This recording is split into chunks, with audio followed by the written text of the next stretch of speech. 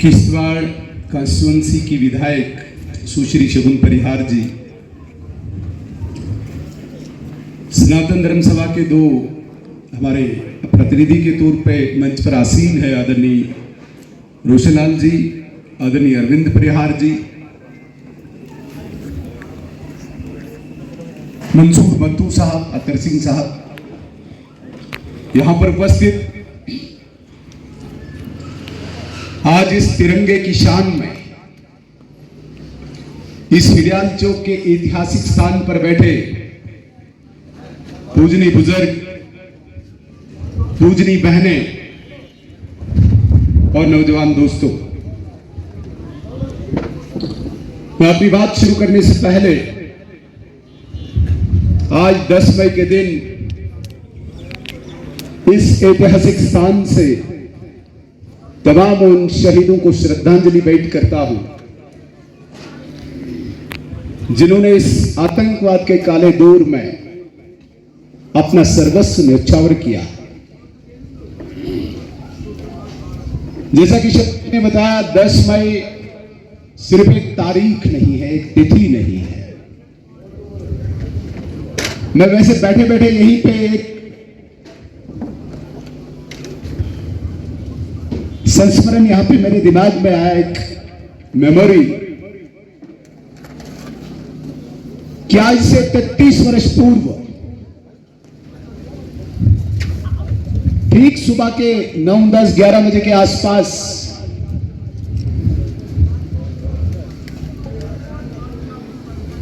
एक ऐसे किश्तवाड़ के लाल की अर्थी यहां से जा रही थी जिन्होंने कभी कहा था कि यहां पे किसी भी राष्ट्रवादी को कोई नुकसान नहीं होगा, यहां पे किसी भी राष्ट्रवादी की तरफ कोई आंख उठा के देख नहीं पाएगा जब तक सतीश भंडारी जिंदा है, और आतंकवादी तब किसी को नुकसान पहुंचा पाएंगे पहले उनको सतीश भंडारी के तन से, बदन से गुजरना होगा। ऐसे लाल की अर्थी आज से ठीक 33 वर्ष पूर्व इसी चौक से जब गुजर रही थी, हल्की बूंदाबांदी थी, पूरा शोक में पूरा किश्तवाड़ डूबा था, डर और भय का माहौल था। समझ नहीं आ रहा था कि हमारे इस क्षेत्र को किसकी नजर लगी, ये हो क्या गया है।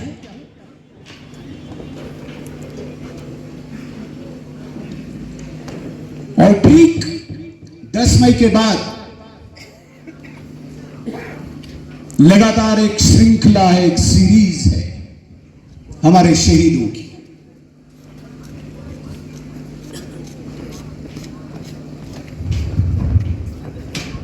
और आखिरी शहीद 9 अप्रैल 2019 को स्वर्गीय चंद्रकांत सिंह, जिनका सारा जीवन ही एक उदाहरण है, एक मिसाल है, एक एग्जाम्पल है।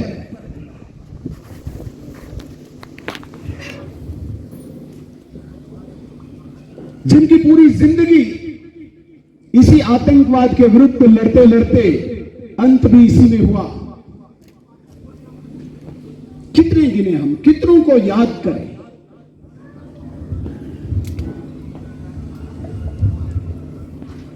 और हम उस जनरेशन के, हम उस पीढ़ी के हैं जिस पीढ़ी ने प्रत्यक्ष रूप से ये सारा प्रकरण, एक घटनाएं सारी देखी है। हम साक्षी हैं इसके।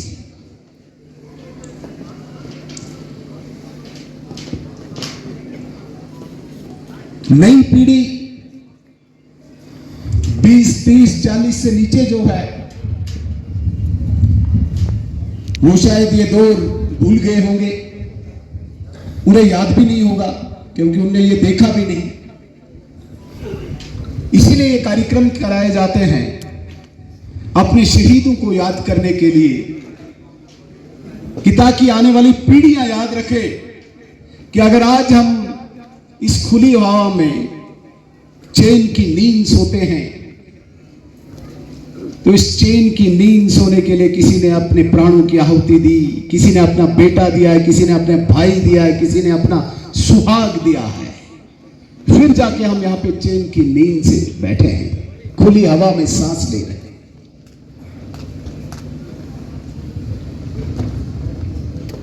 मेरे बुजुर्गों, मेरे नौजवान दोस्तों, जम्मू कश्मीर आतंकवाद की इस ज्वाला में जल रहा था। कश्मीर से पंडितों का पलायन, इन पहाड़ों के ऊपर चोटियों से उस राष्ट्रवादी समाज को निशाना बनाया जा रहा था जिनका केवल और केवल यह कसूर था, वो भारत माता की जय बोलते थे। और वो निर्मम हत्याएं कैसे ये समाज भूल सकता है। मुझे आज भी याद है 10 मई 2000 के आसपास कार्यक्रम हम कर रहे थे। कार्यक्रम खत्म हुआ, रात को आतंकवादियों ने सजार गांव के 8 गरीब नौजवानों को अपनी गोली का निशाना बनाया। सुबह जब हम सजार में पहुंचे, उनमें से तो 2 सगे भाई थे, एक बाप बेटा था। ईश्वर कसम, जिसने भी उन शवों को देखा होगा, मुझे लगता है कि आज भी वो दृश्य उसकी आंखों के सामने हो। बदन पे पूरे कपड़े नहीं थे, पांव में जूता नहीं था। मैं मन ही मन सोच रहा था कि ऐसा क्या कसूर है इन लोगों का, इन्होंने ऐसा क्या काम किया है कि जिससे इनको निशाना बनाया जा रहा है। चेरजी गांव की वो घटना कौन भूल सकता है। एक भाई का कलेजा निकाला गया, दूसरे भाई के मुंह में ठूसा गया। हमारे बीच में आज भी यहां पे शायद जय सिंह कहीं बैठा होगा, मां का सतन काट के उसके मुंह में ठूसा था। और 1994 में जब भारत का पक्ष रखने के लिए तत्कालीन नेता प्रतिपक्ष अटल बिहारी वाजपेयी जी को नियुक्त किया गया कि आपने यूएनओ में भारत की बात रखनी है, वो फोटोग्राफ्स जो लिए गए थे वो चेरजी गांव के थे। वही दिलीप और राकेश के वो फोटोग्राफ्स थे, जिसने पूरे दुनिया को हिला दिया कि कितनी निर्मम हत्याएं ये आतंकवादी कर रहे हैं। और उन बेकसूर लोगों का, ऐसा नहीं कि वो कोई सैनिक थे, वो लड़ रहे थे, बिल्कुल भी नहीं। कोई माल मवेशी के साथ, कोई अपनी नौकरी पे था, क्योंकि किसी भी आतंकवादी के पास इतना दम नहीं था कि वो हमारे सैनिकों के सामने खड़ा रहता, टिक पाता। इसलिए ऐसे अनेक गरीबों को निशाना बनाया। सिरोड धार में 4 अगस्त 2001 को हमें याद है, सुबह सुबह एक खबर आई कि जो माल मवेशी लेके धार पे चढ़े गए थे, ऐसे 21 लोगों को वहां पे निशाना बनाया गया है, गोली से मार दिया गया है। एक दिन अचानक सुबह सुबह पता चला, नहीं 8 लोगों को शनना और सरावा में मार दिया। मतलब ऐसे कोई दिन नहीं गुजरता था जब हमें सुबह सुबह कोई बुरी खबर न सुनने को मिले। अब क्याड़ में 8 लोगों को मारा गया, अब सोंदर में 4 लोगों को मारा गया, अब ओम प्रकाश को बेगाना के यहां से आरसी में रात को वो भेड़ बकरियों को वापस लाने गया था, वहां पे गोली मारकर शहीद किया गया। सुमीर हमारा पुचाल में गुजर रहा था, शाम के वक्त निशाना बनाया गया। कितनों को हम याद करें, ये तो कहानी अलग है। 24 फरवरी 1994 को सुबह सुबह एक खबर पूरे किश्तवाड़ में दौड़ी कि वृंदावन में बाबा भगवत दास की हत्या की गई। जिस व्यक्ति को दुनिया से कोई लेना देना नहीं, जिसने अपना सब कुछ पहले ही छोड़ दिया है,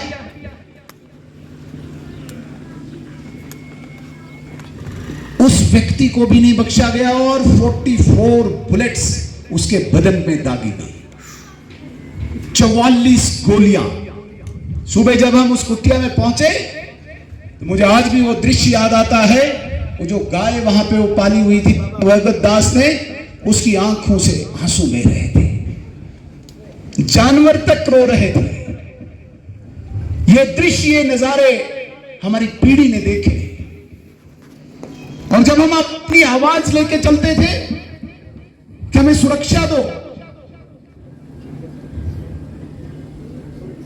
राष्ट्रवादी समाज को निशाना बनाया जाता है, इनके लिए कोई न कोई इंतजाम कराया जाए, लेकिन ऐसी भीड़ पे भी पुलिस ने गोलियां चलाई। मुझे आज भी याद है जब हम शीप हस्बेंड्री के पास पहुंचे, एक पुरमन जुलूस लेके, अचानक एक एडिशनल एसपी एक छोटी टोली लेके आता है और भीड़ पे गोलियां चलाता है, जिसमें हमारा तब का जाबाज महेंद्र वहीं पे शहीद हो गया।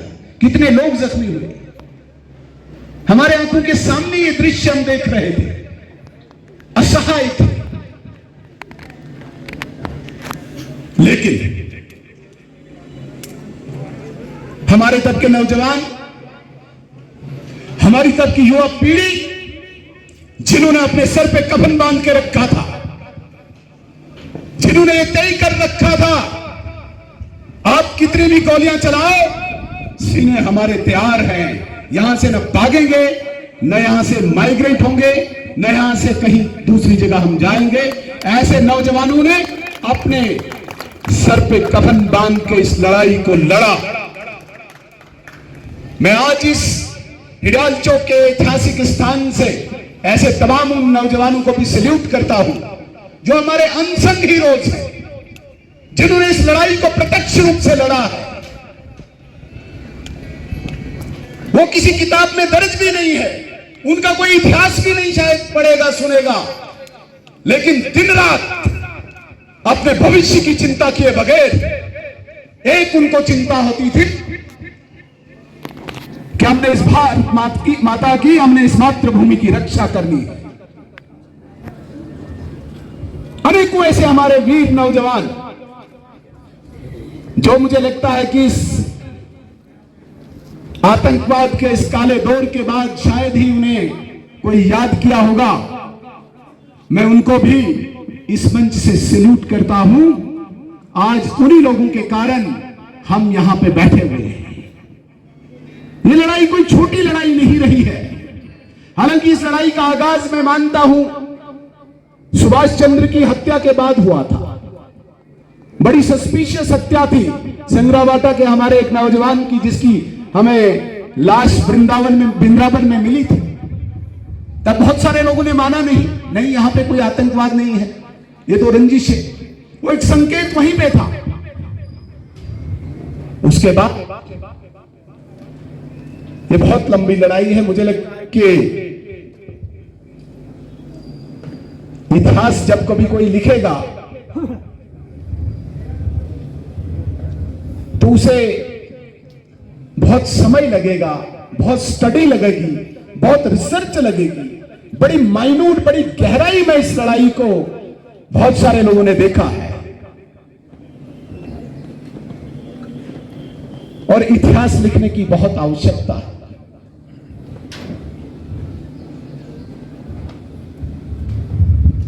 इस हिडाल चौक में एक लड़ाई का अखाड़ा बनाया गया था। भाई हम भारत में रह रहे हैं, भारत का नमक खाते हैं, तो भारत के तिरंगे को लगने से क्यों तकलीफ यहां पे?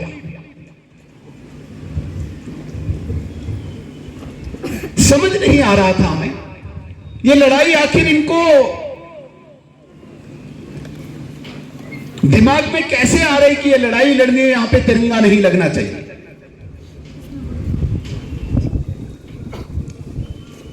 और लड़ाई का एक मैदान, लड़ाई का एक अखाड़ा यहां पे बनाया गया था। मुझे याद है 2008 का वो दिन जब इस सियाल चौक के मैदान को एक लड़ाई का युद्ध मैदान बनाया गया था।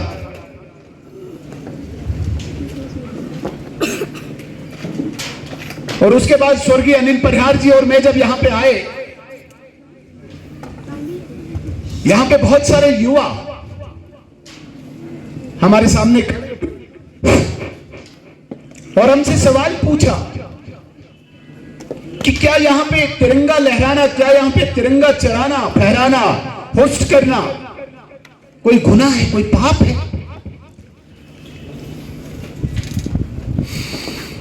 तो उनका हौसला रखने के लिए स्वर्गीय अनिल परिहार जी ने एक जबरदस्त यहां पे भाषण दिया था। मुझे आज भी याद है 2008 का वो दिन।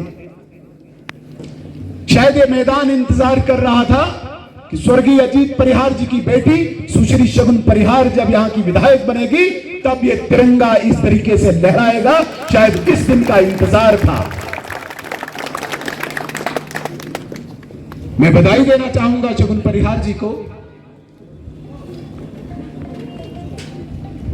ये तिरंगा केवल एक पोल और ही कपड़ा ना माने हम,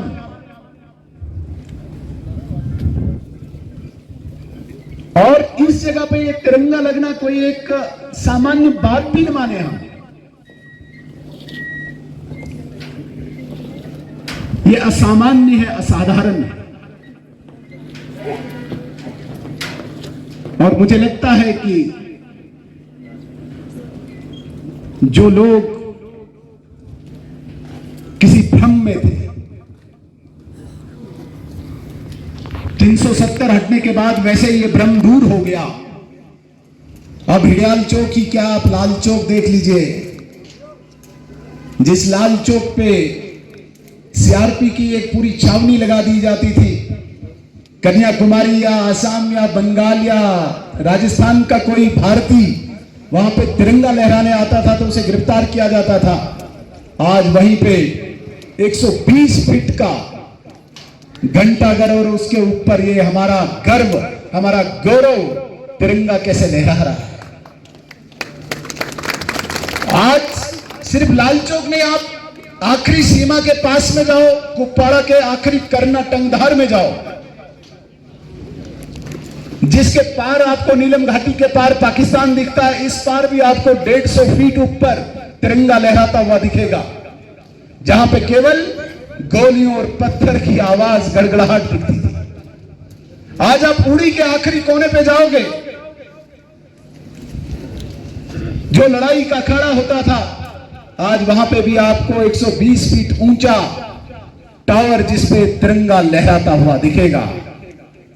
लेकिन ये तिरंगा ऐसे लहराएगा, इसके लिए 10 मई 1993 से लेके 9 अप्रैल 2019 तक किश्तवाड़ के असंख्य हमारे वीरों ने जो अपनी वीरता का प्रदर्शन करके अपने प्राणों की जो आहुति दी है, आज का दिन उनको याद करने का दिन है।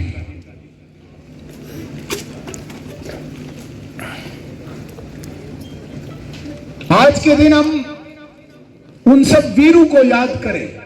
मेरे मुख से सारे नाम निकल ही नहीं सकते, इतने याद ही नहीं आ सकते। मैं बैठे बैठे देख रहा था मेरे कितने क्लास फेलो थे। तुंद का रविंदर मेरे साथ क्लास फेलो, अपने हिडियाल का रविंदर जिसकी हत्या बरशाला में हुई थी हमारा क्लास फेलो, पुई का प्रदीप हमारे साथ पढ़ने वाला। ऐसे कितने असंख्य लोग हैं, याद भी नहीं आ सकते। तो मेरे कहने का यह तात्पर्य है कि आने वाली पीढ़ी कभी इन बलिदानों को न भूले। और ऐसा कहा जाता है कि जो क्षेत्र, जो समाज अपने बलिदानों को भूलता है, शायद उसको एक बार फिर उस दौर से गुजरना पड़ता है। इसीलिए हमारे बीच में ऐसे लोग बैठे हैं जो पर्दे के पीछे काम करते हैं और समाज को जागृत रखते हैं। और शायद इस कार्यक्रम का आयोजन भी ऐसे लोगों ने किया है। और इसी कड़ी में आज हमारे बीच में एक ऐसी शख्सियत भी आए हैं, डॉक्टर विक्रांत जी। डॉक्टर विक्रांत जी सामाजिक कार्य के एक बहुत बड़े एक परिचित चेहरे हैं जम्मू कश्मीर के। ये ठीक है, फ्रंट पे मंच पे ऐसे व्यक्ति बहुत कम दिखते हैं, लेकिन समाज को जागृत रखने में इन्होंने अपनी सारी जिंदगी खपाई। मैं आपका धन्यवाद करता हूं, आपने अपना बड़ा कीमती टाइम निकाला है और किश्तवाड़ की इस राष्ट्रभक्त समाज का हौसला बढ़ाने के लिए आज आप इतनी गर्मी में हमारे साथ बैठे हैं, यह हमारे लिए गर्व की बात है। आप पेशे से एक ऑर्थोपेडिक सर्जन हैं और ऐसा भी नहीं कि कोई सामाजिक कार्यकर्ता होने के नाते अपनी ड्यूटी से महरूम रहते हैं। आप डॉक्टर साहब को देखेंगे 10 से 5 हॉस्पिटल में होते हैं और जिस दिन छुट्टी हो उस दिन समाज में होंगे। 10 बजे से पहले भी समाज में होंगे, 5 बजे के बाद भी समाज में होंगे।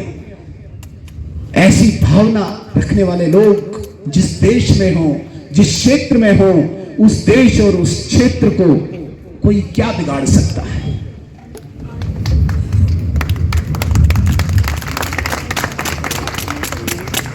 मैं बहुत ज्यादा समय आपका नहीं लूंगा क्योंकि अभी औपचारिक कार्यक्रम, हालांकि ये केवल फ्लैग होस्टिंग का ये कार्यक्रम था, अभी एक औपचारिक जिसे फॉर्मल प्रोग्राम हम कहते हैं वो गौरीशंकर मंदिर सरकूट में होगा, इसलिए वहां पे भी चर्चा करेंगे। मैं आज के दिन सबसे बड़ी मुबारकबाद सुश्री शगुन परिहार जी को दूंगा। ये स्थान आपका इंतजार कर रहा था, आप विधायक बनेंगी और आपके हाथों से तिरंगा यहां पे लहराएगा और वो आज इंतजार खत्म हुआ। यहां की एडमिनिस्ट्रेशन को, विशेषकर जो डिपार्टमेंट इसमें लगा होगा, उनको भी मैं बधाई देना चाहूंगा। यहां पे जितने भी राष्ट्रभक्त लोग आए हैं आज, मेरी तरफ से पुनः आज के इस कार्यक्रम में फ्लैग होस्टिंग में आने पर आपको बहुत बहुत बधाई। और जो शहीद जिनके लिए आज हम यहाँ पे एकत्रित हुए हैं, पुनः एक बार हृदय से मैं श्रद्धांजलि भेंट करता हूं। जय हिंद, जय भारत।